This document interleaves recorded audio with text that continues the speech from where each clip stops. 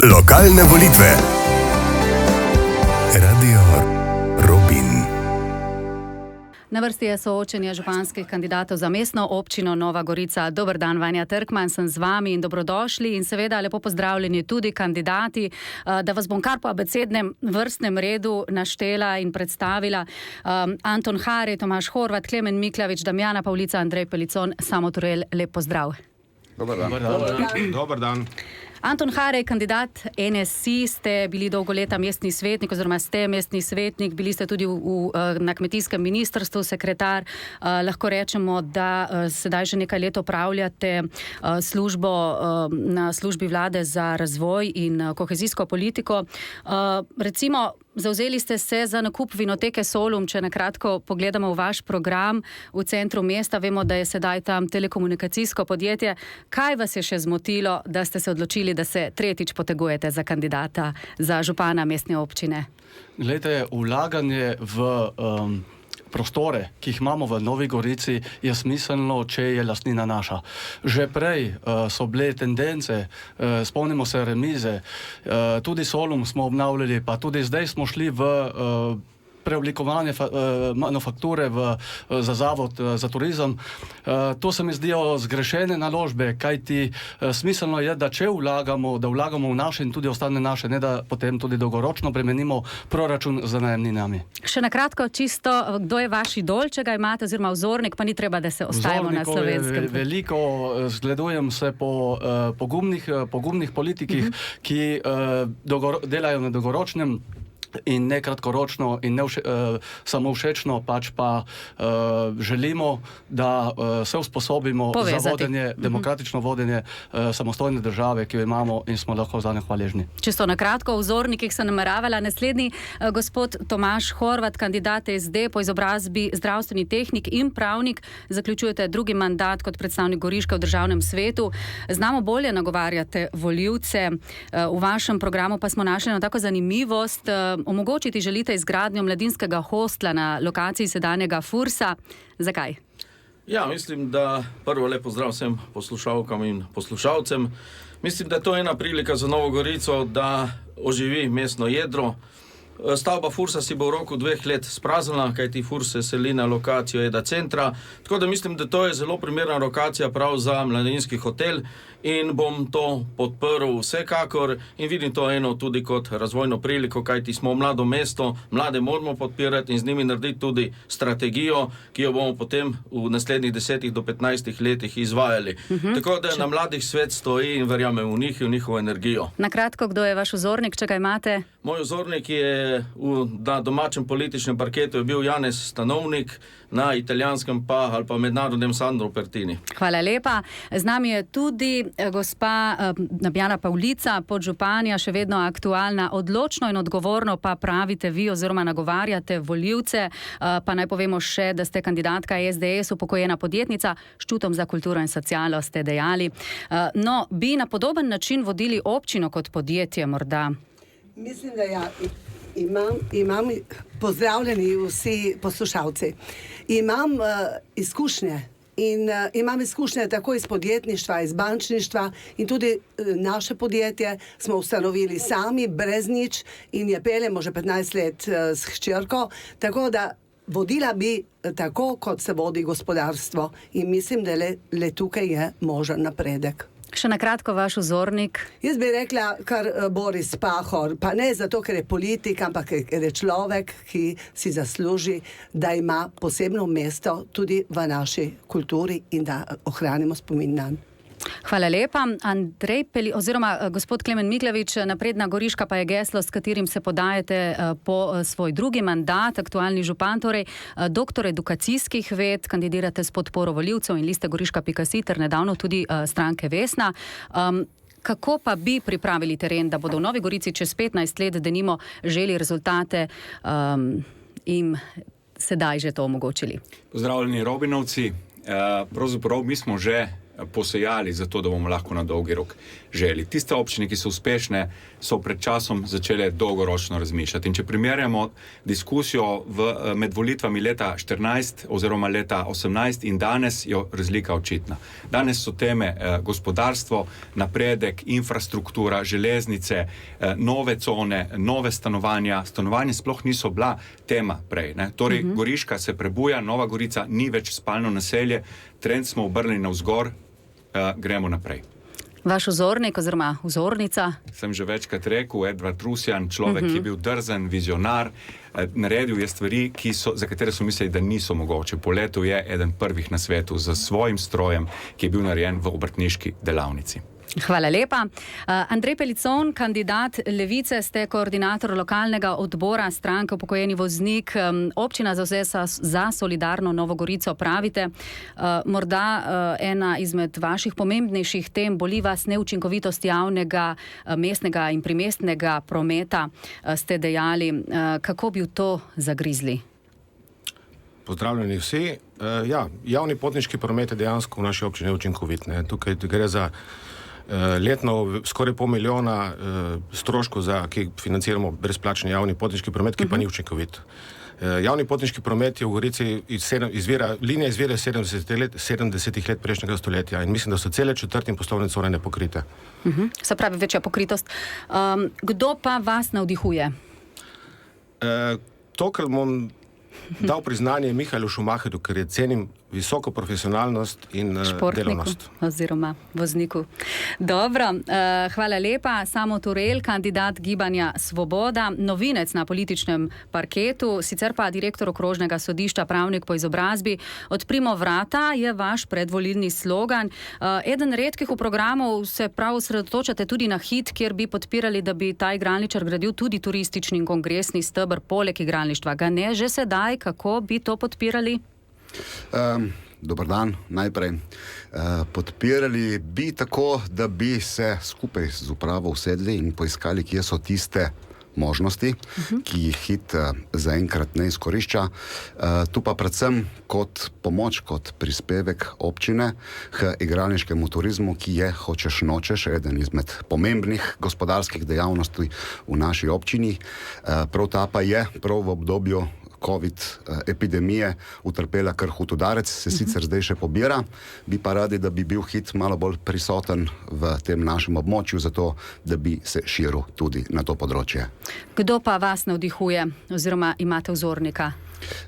Jaz bom rekel ponovno France Bučar, pravnik, pokončen človek, načelen v vseh letnih časih in v vseh vremenskih razmerah, naj se tako izrazim. Odlično. No, toliko je bilo za uvod, nisem vas želela opozarjati preveč na uro, pa vendar moramo biti kratki, ker vas je vendarle 6, sedaj pa bomo malce bolj spremljali tudi to časovno komponento, 30 sekund, kot ste lahko spremljali že sedaj, je nekako vaša priložnost, da poveste vaš odgovor in na to bomo naredili po prvem krogu še replike, ki bodo tudi kratke, 15 sekundne. Torej, spoštovani kandidati, vsi imate in kandidatka, vsi imate v programu veliko poudarka na gospodarstvo. Strinjate se, da to področje potrebuje dodaten zagon. Kako oziroma kaj menijo podjetniki? Prvo vprašanje vam bo zastavil kar direktor visokotehnološkega podjetja Arctur, pa prisluhnimo. Tom Iljaš, Arctur, mene zanima, kako si boste prizadevali, da Goriški vrnete sloves, ki ga je imela včasih v 80-ih. Sloves regije, ki je ustvarjala genije, ki je zmagovala, katere učenci in dijaki so zmagovali na državnih, in to govorim na časih jugoslovanskih prvenstvih v matematiki in fiziki, ki je sproducirala toliko izjemnih posameznikov, ki so vrhunski strokovnjaki po celem svetu. Zavedamo se, da je bazen zaposlencev, ki jih imamo iz tega področja, omejen, vendar vseeno mislimo, da sodelovanje občine z osnovnimi šolami, spodbujanje nekega vrenja, dajmo reči naravoslovnega, če želite, zelo pomembno, če želimo otroke, dijake, mladostnike usmerjati v pravo smer in se potem seveda tudi potruditi, da se tej kadri po dokončanem študiju, doktoratu, karkoli tudi vrnejo na Goriško. Tako zelo pomembno vprašanje in začenjamo ta krog pri vas, gospod Tomaž Horvat. Torej, kako bi vi naredili Goriško, Gorico vnovič napredno? V mojem programu in tudi sam se zavedam za to, da bi takoj ustanovil strateški svet za gospodarstvo. V njega bi povabil vse pomembne gospodarstvenike, obrtnike, tudi šolnike o tem, kar je gospod govoril, zato da bi skupaj pripravili programe in načrte ter projekte za naslednjih 15 let, v katero smer bomo po tej rdeči liniji vodili Novo Gorico in skupaj z njimi gospodarstveniki iskali rešitve, ki jih Nova Gorica potrebuje. No, velik poudarek imate na programu tudi kandidatka Damjana Pavlica. Kaj odgovarjate na te, bomo rekli, na ta vprašanja? Ja, kot sem že povedala, gospodarstvu je treba dati brez pomen in tako s conami, ker sem že cel čas poudarjala to in seveda povezati se z gospodarstvom tudi preko obeh zbornic, tako obrtne kot gospodarske zbornice. Vidim razvoj centra zelenih tehnologij na območju SIE in tukaj se lahko tudi pomembni svetovni simpoziji odvijajo. Tukaj ima možnost razvoj univerza in to je to. To je prihodnost, meni gospa Pavlica. Gospod Miklavič, vaš odgovor? Ja, deloma ga je že ponudil gospod iz gospodarstva, iz firme Arctur, ene uspešnejših naših firm. Poleg poslovnih con potrebujemo še dve pomembni zadevi. Eno je vlaganje v raziskave in razvoj, Center zelenih tehnologij je v ustanavljanju, skupaj z univerzo bomo to počeli, in drugo je vlaganje v kadre. Kadri so ključen element gospodarskega uspeha pri nas. Zato pa smo ustanovili X-Center, zato naš tehnološki park se usmerja v mlade, torej mlade spodbujamo v naravoslovje, v tehniko, v ustvarjalnost, v zadeve, ki jim bojo pomagale v bodočnosti postati agilni na trgu dela in tudi sami ustvarjati. Andrej Pelicon, kje so po vašem še rezerve? Je dovolj spodbudno okolje za mlade? Nikako ni spodbudno okolje. Mislim, da del ali pa večina odgovora je že v tem vprašanju, kot je tudi kolega Miklovič povedal. Ne? Ampak spet se vrnemo na tisti poglavitni problem, ki ga jaz vidim. Kje bojo te mladi izobraženci živeli? Imamo bazen ljudi, imamo inteligentne izobražene ljudi, ki pa ostajajo v Ljubljani ali pa se odseljujejo v tujino. To je pogoj. To bomo še nekoliko na to temo kasneje. Gospod Samo Turel, kako bi pa vi spodbudili to vrenje, kot se je lepo izrazil gospod Iljaš? No, zanimivo, jaz bi tudi uporabil ta izraz. To vrenje bi jaz spodbudil prav na začetku, pri najmlajših, v osnovnih šolah. Tu vidim precej možnosti dodatnega oziroma sodelovanja z gospodarstvom tam, kjer ga zdaj pravzaprav ni, na ravni raznih krožkov, interesnih dejavnosti, kjer bi mlade takoj že v osnovni šoli lahko navdušili za naravoslovje, jih navdušili za tekmovanja, da bi se udeleževali vseh možnih tekmovanj. Tu vidim tudi možnost sodelovanja z gospodarstvom v smislu sofinanciranja mentorjev. Se preselimo na drugo stran, gospod Anton Hari, zaključujete torej, kako bi se vi tega lotili? Glejte, obrtnikom in podjetnikom je potrebno dati kisika, urejati območja, ki so za to primerna, potem bojo tudi sami investirali v svoje kadre. Ampak vprašanje je bilo kako, imamo Meblo vzhod, Meblo zahod in imamo nujno potrebno poiskati nove lokacije ob avtocesti, zato da se jim omogoči, da se širijo in ostajajo tudi pri nas. Kaj pa mladi, oziroma nekoč so posegali po vrhunskih dosežkih? Glejte, Primorski tehnološki park, potem imamo X-Center, veliko se vlaga, veliko se tudi evropskih sredstev v zadnjem obdobju, pa tudi za naprej spin-offi sofinancirajo z evropskih sredstev. Tega je veliko. Pomembno je pa, da imajo tudi sami podjetniki prostor. Seveda kadri niso edina težava, ki pesti podjetnike, kot ste že sedaj izpostavili, ampak za vas smo imeli še drugo vprašanje, prav tako gospoda Arcturja, prav tako gospoda Iljaša iz podjetja Arctur, pa mu prisluhnimo. Danes smo dobili odločitev sodbe v sporu med mestno občino in Meblo Holdingom v stečaju glede cest v industrijski coni Meblo. Mene zanima, se boste kot župan v naslednjem mandatu odločili, da se umaknete iz tožbe in ponudite stečajnemu upravitelju neko ceno, nadomestilo, neko vrednost za te ceste in s tem omogočite razvoj industrijske cone Meblo, ali boste vztrajali in se bo še leta in leta vlekla ta agonija preko sodišč, in v vsem tem času bo onemogočen razvoj industrijske cone Meblo Zahod, in nihče ne more zidati, kakor se tudi do zdaj ni dalo. No, prav vsi se zavzemate za to, da se v tej coni, v kateri se tudi danes nahajamo, nekaj uredi, nekaj postori. Naj povem samo na kratko še od te sodbe, ker ne vem, če ste vsi seznanjeni. Torej, sodišče je sicer mestni občini priznalo obstoj izločitvene pravice oziroma lastninsko pravico na 3 parcelah, medtem ko na 30 ne, gre seveda za javne površine oziroma ceste nekako v naravi. Sodba ni pravnomočna, stečajni upravitelj se bo pritožil. Tako, čisto na kratko. Sedaj začenjate vi ta krog, gospod Klemen Mikljevič. Ja, me veseli, da je končno to sodišče, ki je dolgo trajalo, odločilo. Ravno na volitve se je to zgodilo. Zdaj vemo, da smo priča seveda še eni tranzicijski krivici, ampak vemo, v katero smer grejo sodbe, in sam odgovarjam gospodu Ilješu, ne, sem mnenja, da se je treba umakniti, seveda se moram posvetovati, če s pravniki, sodba je prišla šele včeraj, ampak moja ideja od začetka je bila, dajmo poskušati dobiti tisto, kar je bilo zgrajeno z javnim denarjem za čase Jugoslavije, ker to pripada ljudem, očitno sodišče ne misli tako, torej gremo naprej. To je bila tudi vsebinska tožba, ja. Hvala lepa. Ja. Gospod Andrej Pelicon, kako boste torej postopali? Se boste umaknili ali boste vztrajali, če boste župan? Jaz sicer teh zadev podrobno ne poznam, ampak tako, ko sem slišal vprašanje, jaz bi rekel da. Ker mislim, da občina...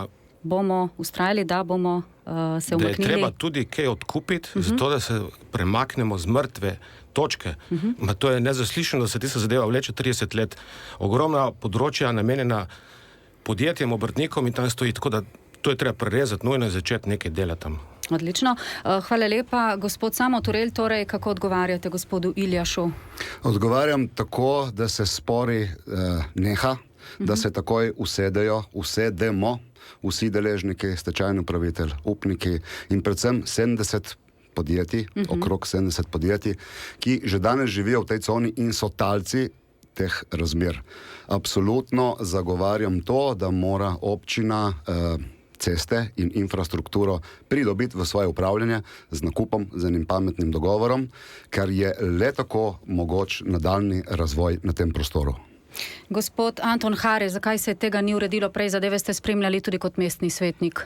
V bistvu kot mestni svetnik na gradivu nismo imeli, seznanjeni smo s primerom, ker stvari teče na sodišču, v bistvu nimamo. Dejansko pa tudi sam sem za to, da se zadeve poiščejo za mizo. Ni mogoče ustrajati, da je to naše, ker to ni naše po zakonodaji, in tako da je potrebno najti skupno rešitev, da se zadeva zmakne točka. Če bi bil jaz izvoljen pred 8 leti, bi bila zadeva rešena. In še gospod Tomaž Horvat, torej seznanjeni ste z zadevo, vsaj tako ste v zadnjih dneh govorili, kako bi torej vi postopali konkretno na odgovor na vprašanje gospoda Iljaša? Tako, zdaj v sodne postopke se sami ne smemo umešavati, ampak malo me preseneča. Ampak to je za drugo omizje debata. Mislim, da to zadevo moramo strpno skupaj z deležniki reševati, se usesti in te zadeve odkupiti po neki pametni ceni, tako da bo teh 70 podjetij imelo možnost razvoja in konec koncev tudi gradnje in obnavljanje obstoječih prostorov in hal, če so tam. Tako da v bistvu v tem kontekstu sem vsekakor zagovornik tega, da se dogovorimo skupaj z upniki, skupaj z stečajnim upraviteljem in da najdemo rešitev, da se to odkupi. Dobro, sedaj še čisto na kratko replike bomo pustili za obe vprašanje. Gospa Pavlica. Še gospa Pavlica, seveda odgovor na vprašanja, torej najprej, ja. Hvala. Jaz bom kar povedala. Takoj, kot smo nastopili kot nov mestni svet, sem dala pobudo, da se to odkupi. Pogovarjali smo se še s prejšnjo stečajno upraviteljico in mislim, da je bila cena 1 600 000. In škoda je, da tega nismo naredili. Ki pa je bila bolj naklonjena, kaj ne, tej rešitvi, seveda. Ki je bila bolj naklonjena tej rešitvi in jaz sem tukaj videla rešitev in žal mi je, da smo šli po napačni poti. Zdaj pa nimamo kaj, ko se odločiti za nakup. Hvala lepa. Torej, replike čisto na kratko, 15 sekund imate, gospod Klemen Mikljevič. Ja, pa vendarle je občina dobila 3 parcele, ki bi jih sicer ne dobila. Sodba še ni pravnomočna, sicer stečajni se bo pritožil. Če bo to veljalo, ima 3 parcele, to pomeni, da smo vsaj delno ravnali prav. Kaj pa, če bi sodišče drugače odločilo? Bi splavalo po vodi 1 700 000? Hvala lepa. Ja, še kdo replika? No, gospod Samo Turel. Mogoče samo to, da ne bo napačen vtis. Tudi postopki pred sodiščem so prvič dolgi in drugič niso poceni. Tudi v teh postopkih se zgublja dragocen denar, talci so pa podjetniki, ki živijo v tej coni. Talec je tudi območje na zahodu te cone, kjer je možna gradnja, sicer je to še v lasti DUTB-ja, SDH-ja. Ko bodo ceste urejene, se bo možno tja širiti. Hvala lepa. V tem primeru mislim, da bo plačal stroške toženi, tako da, ampak na to bomo še govorili gotovo, spoštovani. Lokalne volitve. Radio Robin. 6 kandidatov, en stolček. Danes soočamo županske kandidate v mestni občini Nova Gorica in ja, seveda tudi mladi imajo vprašanje za vas, pa si kar poslušajmo izjavo. Živijo. Županske kandidate sprašujemo mladi. Glede na to, da se v zadnjem času večina študijskih programov seli izven Nove Gorice, nas zanima, na kakšen način bi študijske programe ponovno pripeljali v Novo Gorico, vzdrževali in nadgrajevali status univerzitetnega mesta. Kot drugo vprašanje, študente tudi zanima, ali boste v vašem mandatu začeli gradnjo študentskega doma in kako komentirate dejstvo, da univerzitetno mesto nima primernega prostora za bivanje študentov. Torej, odgovore, prosim, ta krog začenjate, gospod Andrej Pelicon. Ja, jaz mislim, da je to nujno potrebno, poleg stanovanj seveda, da imamo tudi študentski oziroma dijaški dom. Zdaj, tle lokacije, jaz najprej upam, da bo res nekoč, ali pa kmalu sedež univerze na Majskih Poljanah, čeprav največ bo treba tudi tam spremeniti to popolnoma, ampak okej. Kako privabljati? Privabljamo jih tako, da imamo prostore, da imamo stanovanje in da imamo študentski dom. Študijski programi? To ste. Tako, o študijskih programih, tako. Ampak, če govorimo o študijskih programih, dajmo malo več pozornosti tudi na naravoslovje. Hvala lepa, gospod Samo Turel. Torej, sodelovanje s vsemi višješolskimi, visokošolskimi zavodi, absolutno, vendar tako, da se vzpostavi neko partnerstvo, da so tudi višješolski in visokošolski zavodi pripravljeni investirati v ta skupen projekt. Študentski kampus absolutno ja. Potrebno ga je pa le premišljeno umestiti v prostor, tako, da bo res mestu prinesel tisto, kar si mesto zasluži. Hvala lepa, gospod Anton Harej. Vaše videnje? Univerzitetno mesto je videnje, ki ga imamo že skozi obdobja. Nažalost, zgleda, da imamo premalo konkretnih ambicij in tudi konkretnih rešitev. Iz 4-letnega obdobja v 4-letno obdobje si podajamo to temo in enostavno do sedaj ni obrodilo pretiranih sadov. Zakaj je temu tako, ne vem. Jaz sem bil kot opozicijski svetnik, tako da bi temu torej posvetili bi pričakoval več pozornosti in res konkretnih rešitev. Hvala lepa, gospod Tomaž Horvat. Ja, meni je prvo presenetilo na začetku mandata, ko sem slišal, da je šla visoka šola za zdravstvo v Vipavo. To za mene je bil šok. Mislim, da take programe moramo obdržati v Novi Gorici, pripeljati druge kvalitetne, predvsem iz naravoslovja. Študentski kampus vsekakor, vendar sodelovanju z deležniki. Bila je lokacija ob Kornu, na katero smo dali plombo, ki ni bila izkoriščena. Mislim, da je bilo premalo komunikacije z univerzo, vsemi in tudi na strani univerze mislim, da nismo imeli pravega partnerja. Zdaj je novo vodstvo, mogoče bo pa to novo vodstvo nekaj več naredilo za to, da pridemo do tako željenega kampusa, ki ga v Novi Gorici nujno potrebujemo. Hvala lepa. Gospod Damjana Pavlica, je bilo premalo postorjenega? Mislim, da je bilo premalo postorjenega in zavzemala sem za boljše sodelovanje z univerzo. Tudi meni je žal, da so ti programi, ki so nujno potrebni, tako za zdravstveni dom, predvsem zdravstvo, šlo v Vipavo. Moramo delati na tem, da dobi univerza tudi dodatne programe. To lahko naredimo tudi s povezavo Centra zelenih tehnologij. To je nova možnost, tu so raziskovalci in tako da ja, podprla bom to, da bo visoko šolstvo se razvijalo in seveda sodelovalo tudi s srednjimi šolami, osnovnimi šolami. Hvala lepa. Gospod Klemen Miklavič, vi ste za svoj prvi obisk kot župan, novoizvoljeni župan, odšli do takrat še rektorja gospoda Zavrtanika.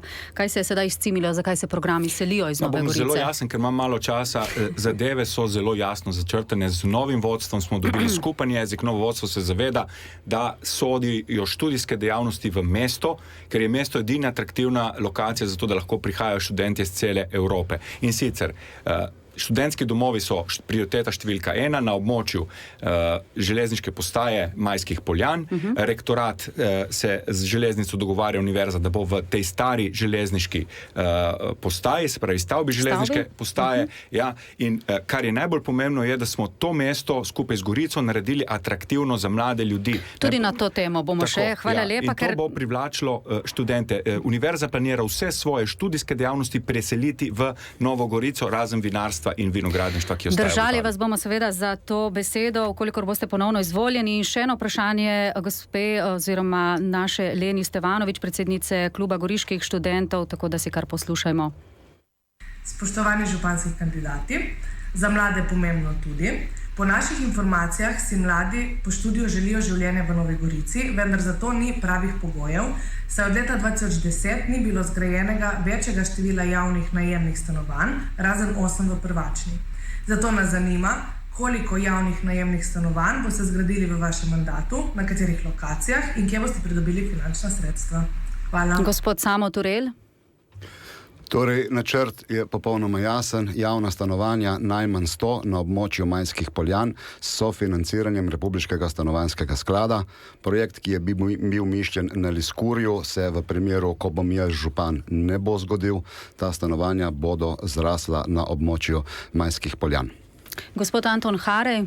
Glejte, mi moramo omogočiti z OPN-ji, pravočasno sprejetimi, da bojo investitorji prišli in ponudili, če je popraševanje na trgu, bojo investitorji sami prišli.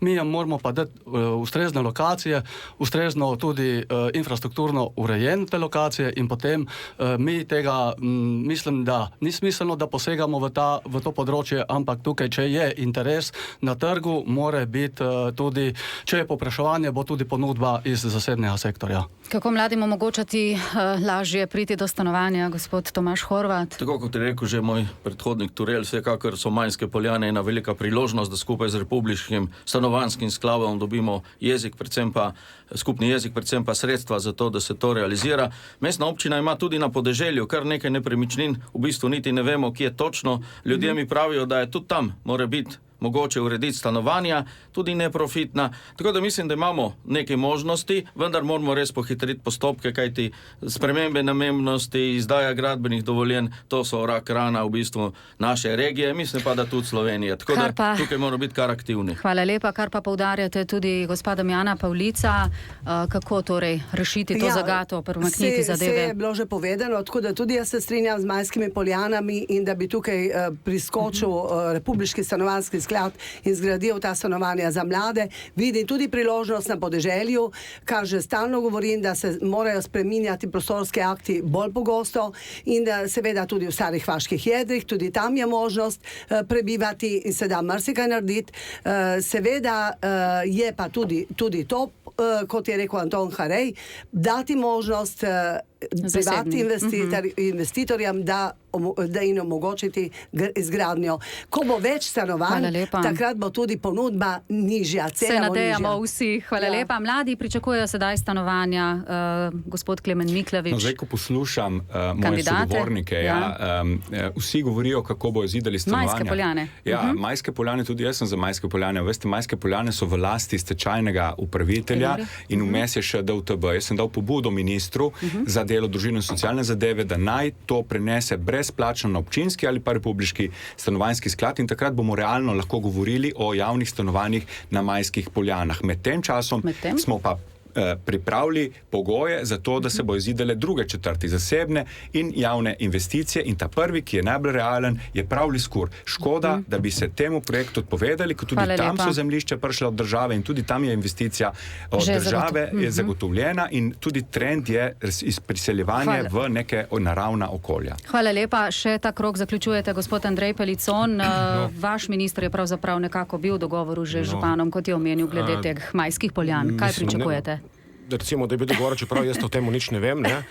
Ampak seveda to je naša prioriteta programska, ne? Dostopna neprofitna stanovanja. Kako? Ne oziraje se na to, kdaj bo nova schema, državna schema za stanovanja. Vemo, ampak vsi bi radi imeli. Kako? Kako? Tako. Z državnim stanovanjskim skladom, z občinskim stanovanjskim skladom na parceli, ki je last občine in je izdelan OPPN na travniku med Kidričevo in Gradnikovo. Tam lahko začnemo. Hvala lepa.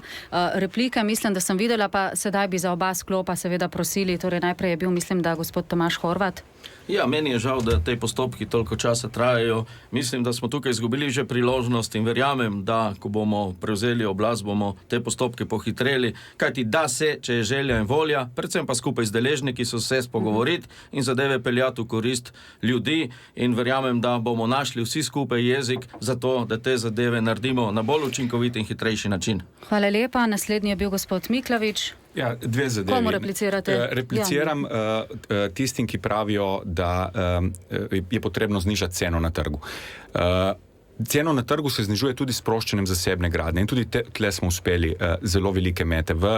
Zgrajena je že nova stolpnica na Majskih Poljanah, nova se bo začela še ena zidati zraven, te potem Kemometal, Ronket. Pa še druga zadeva. Ja, in druga zadeva, tiste, pomembni so tudi ukrepi, ki pomagajo ljudem pri kreditih in da si lahko privoščijo stanovanje. In tukaj bomo imeli v Ravnici prvo stanovanjsko skupnost, ki bo v obliki sodobne skupnosti. To že ni replika. Komu replicirate glede tega? Dostopnost stanovanj oziroma cene, tudi to je pomembno. Veste, danes so stanovanja zelo draga. Ne? Se strinjam. Ja. Torej, imel je pa repliko tudi gospod Samo Turel. Ja, v smislu zemljišč in lastništva zemljišč na Majskih Poljanah. Kar je v lasti stečajnega dolžnika, ima DUTB na tem območju plombo, se pravi, se da tudi to zelo hitro rešiti. S sklepom vlade se pa potem, glede na to, da so potem to zemljišča SDH-ja, ta zemljišča zelo hitro da prenesti v last občine in na ta način je, glede na to, da je tam OPPN že sprejet, možna gradnja neprofitnih stanovanj takoj. Super. Želimo takšnega sodelovanja vlade. Tako, odlično. Zdaj jaz mislim, da če ni replik, bi rada zelo z vami spregovorila tudi seveda o temu, da boste imeli tisti, ki bo seveda župan čast predsedovati oziroma županovati Evropski prestolnici kulture. Čisto na kratko imamo eno izjavo Tadeja Stoliča, predstavnika mreže 26, ki združuje nevladne kulturne organizacije iz območja širše Goriške. Bi recimo izpostavili težavo dotrajane kulturne infrastrukture, saj se bo s povečanjem celotne kulturne produkcije v mestu to še toliko bolj videlo. Seveda pozdravljamo recimo izgradnjo novega amfiteatra, ampak imamo recimo po drugi strani amfiteater pri gradu Kromberk, ki še vedno ni dokončan oziroma že delno propada in bi bil nujno nekih del, da se recimo popravi. Po drugi strani je samo leta 2025 napovedanih več kot 500 dogodkov. Ta inflacija dogodkov se bo zdaj z letih vsako leto povečevala in že zdaj nimamo zadosti uporabnih prostorov. Primanjkuje zagotovo pokritih prizorišč, sejmišč, galerij. Vsi ti prostori ali so že zapolnjeni strani javnih zavodov ali pa so potrebne tudi prenove. Še posebej za nevladni sektor, ki je poleg javnih zavodov in ljubiteljske kulture bil tudi nedolgo nazaj priznan kot tretji kulturni steber nacionalnega programa za kulturo, primanjkuje tej prostori, ateljeji, pisarne, sploh prostori za kulturno produkcijo.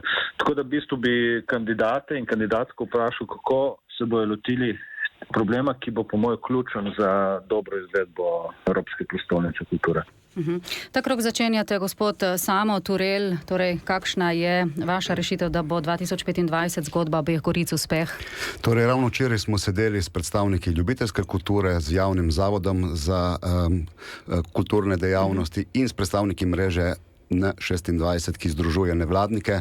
Skupen sklep je bil, da se takoj usedemo, poiščemo, kje so rešitve. Nekateri prostori so že na razpolago, treba je pa vse napore vložiti, da se jih takoj začne obnavljati. Žal smo zdaj že tako daleč, da nekega velikega infrastrukturnega projekta Nova Gorica v zvezi z EPK-jem ne bo dobila, razen amfiteatra za gledališčem. Vse preostalo je pa potrebno napore vložiti v obnovo, prenovo, adaptacijo obstoječih objektov. Hvala lepa. Sicer vsi opozarjate, seveda z izjemo sedanjega župana, na zamudo, pa me zanima, gospod Anton Hare, kako bi vi pohitrili te postopke? Jaz se strinjam, da ne bi gradil novih, razen v EPK distriktu.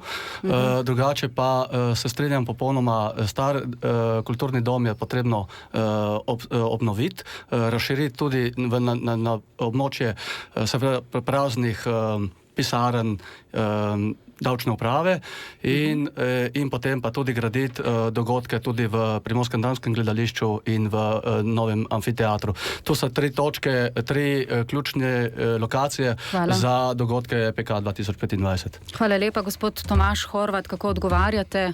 Ja, pogledajte, mi imamo jasno vizijo. Mislim, da smo infrastrukturni moment zgubili, tako da tukaj se strinjam, da je treba obstoječe objekte nadgraditi, obnoviti, dati jim neke nove energije. Vsekakor je naša prioriteta pa izgradnja novega kulturnega doma. To ne bo do leta 2025, vendar vemo, da je to nujno potrebno za prodorno Novo Gorico in prostore sedanjega kulturnega doma dati uporabo nevladnikom. Tam so pisarne, ki jih lahko nevladniki uporabljajo, in dvorane, v katerih bi lahko nevladniki nemoteno izvajali svoje programe. Hvala lepa, gospod Damjana Polica. Kakšen je še za vas pomen EPK-ja, če dam eno pod vprašanje in na kratko, kaj torej menite? Boste šli v te infrastrukturne projekte, ki sedaj slišimo tudi to možnost? Ja, jaz bom rekla tako. Naredila sem veliko za amfiteater in sem ponosna na to moje delo. Nadaljevala bom s tem, da se v kulturne objekte vlaga, da se jih ne pusti in zanemarja, da propadajo. Tako smo že začeli z delom za pridobitev tudi dovoljenja za obnovo gradu Kromberk in se strinjam z gospodom Stoličem, da ta amfiteater je potrebno urediti in narediti tam vsaj, da so tudi WC-ji, to primanjkuje. Ko bomo urejali grad Kromberk, bomo uredili tudi to. In pohvala vsem nevladnikom, tudi Tadeju Stoliču za njegov program. Hvala lepa, gospod Klemen Miklavič. Boste vse uspeli urediti do leta 2025, če boste župan? Ja, jaz upam, da bomo v naslednjem mandatu vsi sodelovali in predvsem z večjo mero optimizma.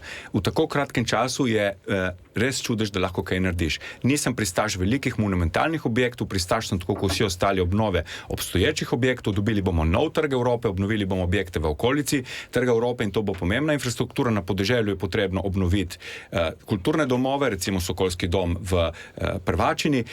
Predvsem pa poudarjam, kar smo dosegli do zdaj je bil plod sodelovanja in sodelovanje z vsemi vladami. Prejšnja vlada je omogočila zunanji teater, sedanja vlada 8 investicijskih milijonov, s katerimi bomo lahko investirali vse te objekte, ki sem jih imenoval, in tu je bil minister Jevšek pomemben. Hvala lepa, gospod Andrej Pelicon. Torej, kaj je po vašem mnenju torej realno izpeljati do leta 2025? Kljub temu, da smo z novo vlado oziroma z Ministrstvo za kulturo, ko mi dobili pravi support in podpis pogodbe, mislim, da je utopično pričakovati neke infrastrukturne projekte, ki bodo končane do januarja 2025. Zato moramo iti kar je možno na obnavljanje obstoječih objektov, predvsem pa moramo ciljati na dogodke. Dogodki bodo tisti, ki bodo pripomogli temu, da bomo ljudje vzeli projekt za svojega.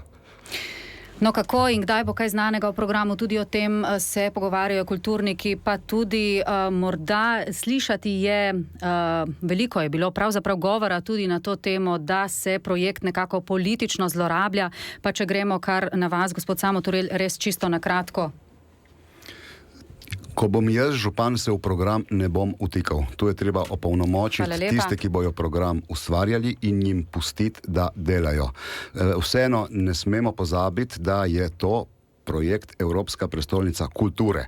Kultura je tista, ki bo prinesla tudi vse ostalo.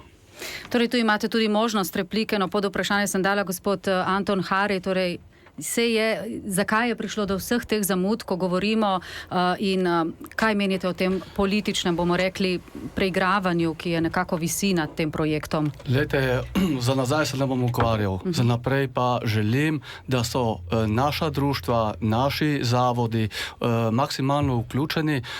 Kar hodim okrog in poslušam, je premalo sodelovanja, premalo se vključuje te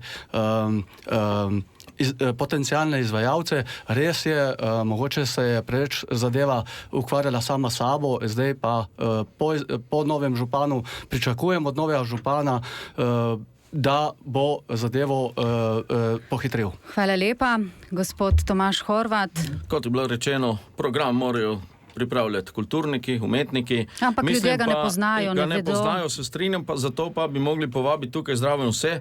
Največ v bistvu pripomb je na to, da vsi niso bili zraven, da niso imeli možnosti, da zadeve se počasi pripravljajo in tudi program mislim, da zaostaja, vendar sem optimist glede programa, predvsem pa tudi za mestske organizacije, s katerim sem se v soboto srečal, so mi rekli, da so pričakovali več od tega EPK-ja in da bojo bolj aktivno sodelovali. Tle moramo povabiti tudi gospodarstvenike in druge, da sodelujejo pri tem projektu. Vse sodelovanje, seveda. Torej, gospod Damjana Pavlica, se vam zdi, da je zamujeno karkoli? Nič ni zamujeno. Še vedno se da vse pohitriti. Zdaj imamo operativni javni zavod za EPK in na njem je, da čim prej pripravijo razpise za koriščenje sredstev. Seveda povezovanje tudi z mestskimi Slovenci, tudi jaz sem enako slišala, pa s kulturnimi društvi, seveda z nevladniki in z gospodarstvom. Pa tudi za turizem je pomemben EPK. Hvala lepa. Gospod Klemen Miklavič. Seveda v program nisem se nikoli utikal. Je narejen, je pripravljen za izvedbo in ekipa zavodu to počne. Kar je pomembno je, da se obe občini intenzivno nadaljujeta delo pri pripravi investicij in to je v velikem in polnem teku, torej investicije se bodo izvedle do konca avgusta leta 2024, kljub pesimizmu, ki je za to mizo. Pri tem pa rabimo sodelovanje in vlade, in Gorice, in regije na drugi strani meje, zato potrebujemo enotnost Goričanov, to je edinstvena priložnost, vabimo vse k tej enotnosti. Gospod Andrej Pelicon, še vi na kratko, torej je zamuda, ni zamude, kaj je s programom, bo uresničeno do leta 2025? Jaz programa ne poznam, jaz ga še nisem videl. Zamuda je očitna, zato pravim, da je utopično pričakovati nekaj, ne vem kaj. Zato pravim, gremo na dogodke. Kar imamo, to je treba izkoristiti. Se pa strinjam, da bi mogli vsi v Novi Goriški občini, vključno z Goriško občino, sodelovati pri tem, ne glede na opcije in liste. Dajmo pa res zagrabiti, da izkoristimo iz tega, kar je možno v tem času, ki ga je zelo malo. Sedaj bom na kratko še dala možnost za replike, ampak samo še kratko povabilo. Odpiramo tudi telefone. Če želite, spoštovani poslušalci in poslušalke, županskim kandidatom zastaviti vprašanje, nas kar pokličite na 05 330 28 28. Sprejemali bomo torej klice od sedaj naprej. Sedaj pa mislim, da je imel prvi repliko na to temo gospod Tomaž Horvat. Izvolite. Jaz sem tukaj kratk, ni potrebno dosti. Jaz mislim, da ljudje bojo vzeli ta projekt EPK, ko bojo z njim seznanjeni, ko se bojo čutili vpeti v to in ko bojo videli, da je ta program nekaj, kar je program vseh nas, naše družbe in vseh, ki smo danes tukaj. Kako pa ste replicirali? Gospodu županu. Naprej, mislim, da je imel gospod Turel repliko še, ja? Ja, v zvezi z sodelovanjem pri pripravi. Jaz mislim, da je ključna težava komunikacija. Ljudje niso obveščeni, ustvarja se nek vtis, kot da bo to neka elitistična prireditev. Po mojem trdnem prepričanju bo EPK uspešen samo pod pogojem, da bo vsak od občanov v tem enoletnem dogajanju najdel vsaj eno prireditev po svojem okusu in bil na projekt ponosen. Hvala lepa. Še kakšna replika? Gospod Miklavič. Ja, predvsem želim si, da se prepozna investicije, ki niso v občinski domeni. Ko se je reklo, ne bo infrastrukture. Veste, mi bomo dobili novo železniško postajo, ki se že projektira. To je ogromna investicija, ki bo pomenila tudi priložnost in podlago za razvoj v bodočih letih po Evropski prestolnici kulture. Je pa pomembna zato, ker bo veliko gostov prihajalo v Novo Gorico v času v letu 2025. Hvala lepa, samo še ta klic sprejmemo, da slišimo vprašanje poslušalca. Dober dan, kdo je z nami? Dobar dan.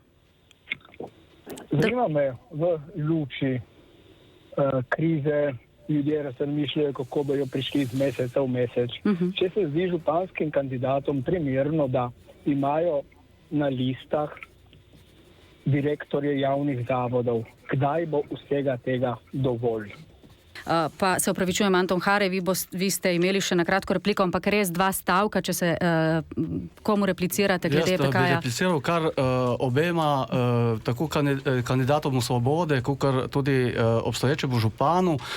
Pomembno je, da so te lepe besede, ki zdaj jih poslušamo, tudi pol po volitvah dejansko, če se bosta pokazala, če bomo res sodelovali pri PK-ju, ali bomo peljali vsak svojo štimungo s svojimi kadri, ali si bomo metali polena pod noge. In sedaj pa kar na vprašanje poslušalca.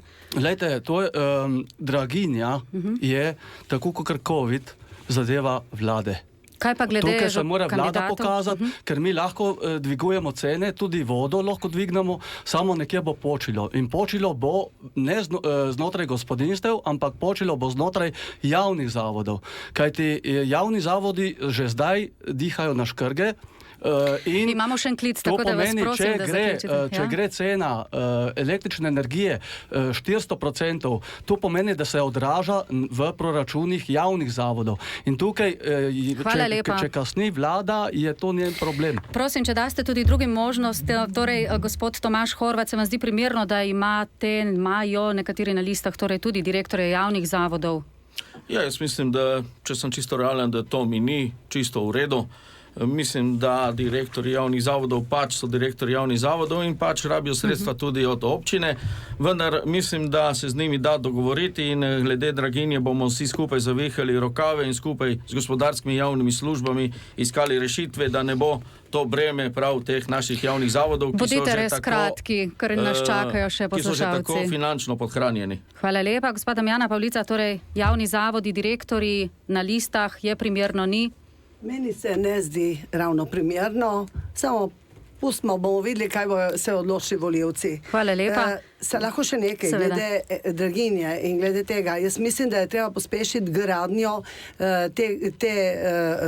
mislim, za Kejnoga, da bo lahko drugo leto cenejše, daljinsko ogrevanje, da bo drugo leto lahko cenejše ogrevanje, sicer bomo šli 70% gor in to bo udarilo ljudi. Hvala lepa. Gospod Klemen Miklavič. Seveda ni prav. Vsaj z moralnega vidika gre za konflikt interesov in tudi rezultat političnega kadrovanja v preteklosti. Ampak opozarjam tudi, državni sekretarji so na listah. Tu pa gre za tudi formalen konflikt interesov in tu se je treba vprašati, kaj se bo zgodilo po volitvah. Hvala lepa, gospod Pelicon. Direktor javni zavodov. Nisem prav navdušen nad tem. Kar se pa tiče draginje in vodovod in tako naprej. Dajmo pogledati, kaj bo vlada prispevala k subvencioniranju električne porabe najprej. Hvala lepa. Ja, gospod Samo Turel, res na kratko, 2 poslušalca sta v vrsti že. Nobenega konflikta interesov ni. Vem, da to leti na listo Gibanje Svoboda.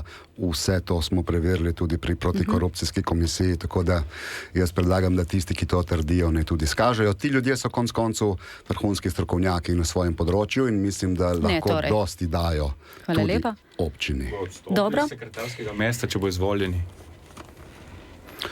To je pa njihova odločitev, kolega Miklavič. Sprejmimo naslednji klic poslušalca. Prosim, kdo je z nami? Halo, dober dan. Ja, dober dan, pozdravljeni. Pozdravljeni. Jaz bi imela vprašanje za kandidate. Izvolite. In sicer mene me zanima, glede na to, da pač vsi poudarjajo, da je treba mlade zadržati v Novi Gorici in tako naprej in tako nazaj, se pa dejansko pojavi problem že pri otrocih, mladih, ki nimajo logopeda, dosti časa pač na to čakajo. Sedaj po novem bodo pa čakali še na razne fizioterapevtske obravnave, zato ker trenutno je v osnovni šoli Kozara, je 70% financirano iz strani Stare Gore, 30% pa strani zdravstvenega doma Nova Gorica. Po novem pa bo 100% financiranje s strani Stare Gore, kar pomeni, da teh 30% otrok, ki imajo, razne poškodbe zaradi športa in tako naprej, ne bodo mogli priti na hitre obravnave pri fizioterapiji. Preusmerjeni bodo na fizioterapijo v Novo Gorico, kjer je pa že Aha, ja. Tudi zapisano, tako da ne bo težav malce strniti, ker nas malce čas priganja. Bomo postavili. Hvala lepa. Super, hvala. Ja, nasvidenje. Nasvidenje. Torej, poslušalka sprašuje, glede na to, da govorite o tem, kako mlade zadržati v Novi Gorici, naj ob tem opozori, da mladi nimajo logopeda, tu je velika težava, in opozorila pa je tudi na področje fizioterapije, kjer dejansko je Monk ena redkih občin, ki sedaj ima otroško fizioterapevtsko ambulanto v osnovni šoli Kozara, ki bo sedaj po izpadu tega fizioterapeuta sicer financirala oziroma zaposlila za svoje potrebe, čeprav so bili do sedaj na razpisih neuspešni, ampak zunanji uporabniki bodo morali hoditi na skupinske vaje, čakalne vrste se bodo podaljšale in tako dalje in tako dalje. Tako da sprašuje, kako boste pridobili sredstva, da zdravstveni dom Nova Gorica obdrži fizioterapevtsko ambulanto tudi za zunanje uporabnike v prostorih osnovne šole Kozara. Gospod Tomaž Horvat, vi ste na vrsti. To vprašanje sem že kot državni svetnik večkrat obravnaval. Obravnavali smo probleme primarnega zdravstva in to kvoto spada tudi fizioterapija. Mislim, da tukaj moramo na državnem nivoju iskati rešitve, pa tudi na lokalnem, ampak verjamem, da se to da urediti znotraj denarja, ki pač nam pripada pri zdravstveni zavarovalnici. Tako da glede tega mi je jasno, da to moramo obdržati. Težave so na primarnem nivoju, na to smo imeli tudi posvete, vprašanja in skupaj z direktorico zdravstvenega doma Nova Gorica sva iskala kar konkretne rešitve.